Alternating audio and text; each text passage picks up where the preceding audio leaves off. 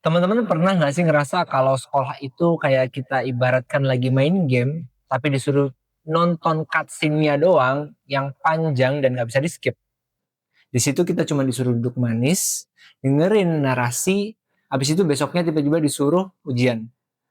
Kita ibaratkan kayak celengan yang besoknya dibobok, diisi lagi, dibobok lagi, dan terus-menerus seperti itu.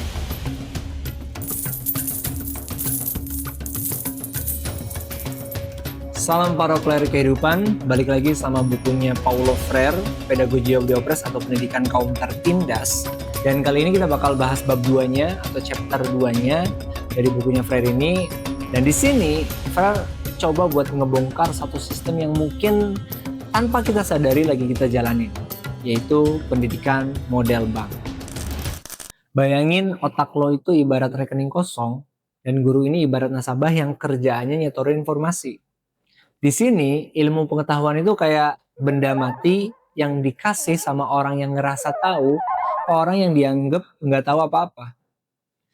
Freire bilang di model ini tugas murid itu cuma 3.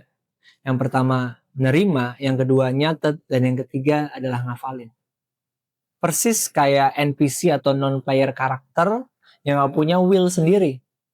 Mereka cuma nunggu trigger yang udah disiapin skripnya sama developer.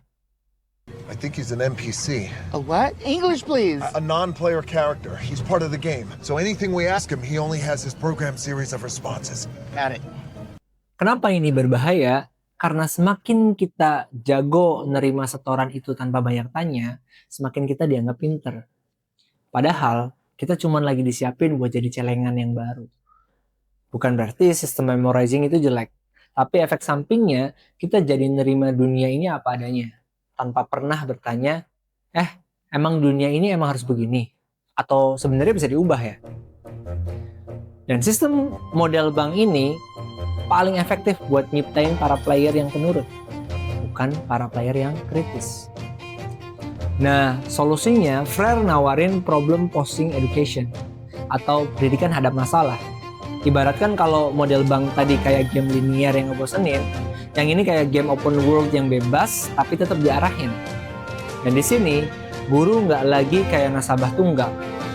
Di sini guru dan murid sama-sama player yang lagi bikin party buat ngebedah masalah yang dihadapi di depan mata.